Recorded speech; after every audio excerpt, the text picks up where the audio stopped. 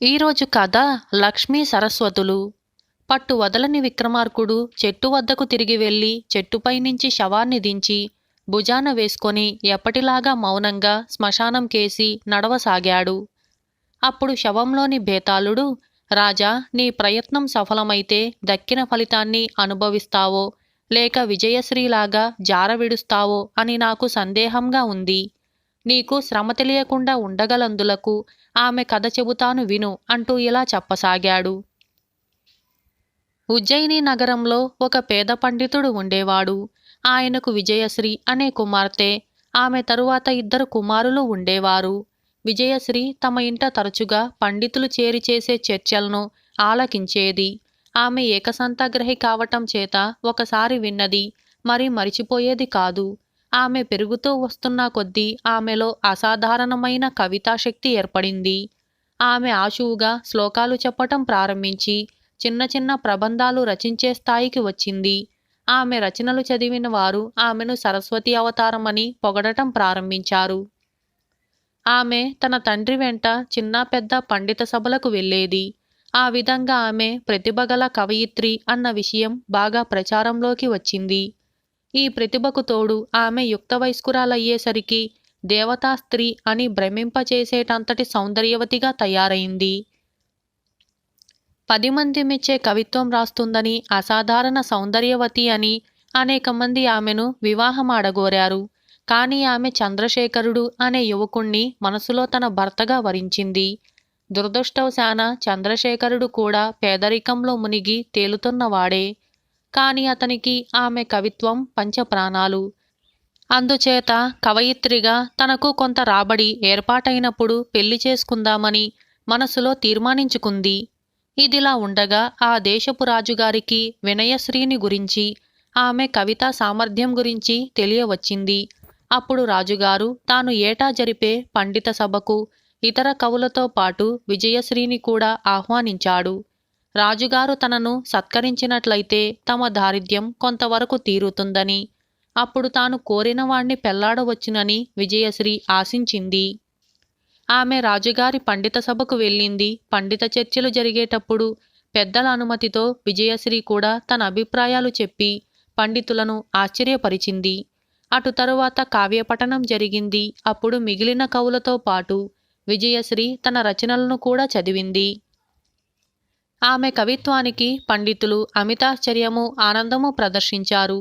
ఇదంతా చూసి రాజుగారు ముగ్ధుడై వినయశ్రీకి అనేక బహుమతులిచ్చి ఆమెను కొంతకాలం పాటు తన భవనంలో అతిథిగా ఉండమని కోరాడు. కవయిత్రిగా తన జన్మ సార్థకమైనట్టుగా భావించి వినయశ్రీ రాజుగారి ఆతిథ్యాన్ని కృతజ్ఞతతో స్వీకరించింది. రాజభవనంలో అడుగుపెట్టగానే విజయశ్రీ జీవితం పూర్తిగా మారిపోయింది. అతి త్వరలోనే ఆమె దారిద్ర్యం ఎలా ఉంటుందో కూడా మరిచింది. అంతఃపురంలో ఆమెకు అనేక దాసీలు. వాళ్ళు రోజూ ఆమెకు షోడశోపచారాలు చేసేవారు. దివ్యమైన బట్టలు కట్టబెట్టేవారు. నగలు ధరింపజేసేవారు. ఎక్కడికి వెళ్లాలన్నా అందలాలలో తిప్పేవారు. రోజు ఆమెకు నృత్యగాన వినోదాలు ఉండేవి. స్వర్గసుఖం ఇంతకన్నా ఎలా ఉంటుందో ఆమె ఊహించలేకపోయింది.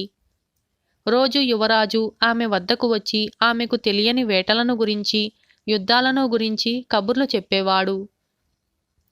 ఆ వాతావరణంలో వినయశ్రీకి పునర్జన్మ ఎత్తినట్టుగా ఉంది. అందులో పాండిత్యం గురించి, కవిత్వం గురించి చర్చలు లేవు. ఆమె పాత జీవితాన్ని జ్ఞాపకం చేసేది ఏదీ లేదు. పూర్వంలాగా ఆమె నోట శ్లోకాలు ఆశువుగా రావటం కూడా మానేశాయి. ఈ నూతన జన్మకు ఒక పువ్వు పోసిన చందంగా ఒకనాడు యువరాజు తనకు ఆమెను పెళ్లాడాలని ఉన్నదని చెప్పి అందుకు రాజుగారి అనుమతి, రాణిగారి అనుమతి లభించిందని ఆమెతో అన్నాడు. వినయశ్రీ ఆశ్చర్యచకితురాలి తన అభిప్రాయం మర్నాడు చెబుతానని అన్నది. ఆమె ఆ రాత్రల్లా నిద్రమాని ఆలోచించి ఒక నిర్ణయానికి వచ్చి తెల్లవారగానే రాణిగారి దర్శనం చేసుకొని తనకు యువరాజును వివాహం చేసుకునే ఉద్దేశం లేదని, తనకు రాజభవనంలో దొరికిన సత్కార్యానికి కృతజ్ఞురాలినని, తనను వెంటనే తన ఇంటికి పంపేవలసిందని విన్నవించుకుంది. ఆ రోజే రాజుగారు వినయశ్రీని సగౌరవంగా ఆమె తండ్రి వద్దకు పంపేశాడు. తరువాత కొద్ది కాలానికి ఆమెకు చంద్రశేఖరుడికి వివాహం జరిగింది. బేతాళుడు ఈ కథ చెప్పి, రాజా, విజయశ్రీ అంత అవివేకంగా ఎందుకు ప్రవర్తించింది? కొద్ది రోజుల పాటు రాజభోజనం వంట పట్టగానే ఆమె కళ్ళు నెత్తికెక్కాయా? లేక పేదరికాన్ని పూర్తిగా మరచిపోవటం చేత ఆమె తిరిగి పేదదశకు వెళ్ళిపోవటం ఎలా ఉంటుందో గ్రహించలేకపోయిందా? లేక తానై వరించటం చేత యువరాజు ఆమెకు లోకువయ్యాడా? ఆమె తెల్లవార్లు ఏమి ఆలోచించి ఉంటుంది? ఈ అనుమానాలకు సమాధానం తెలిసి కూడా చెప్పలేకపోయావో నీ తల పగిలిపోతుంది అని అన్నాడు. దానికి విక్రమార్కుడు, విజయశ్రీ వివేకంగానే ప్రవర్తించింది.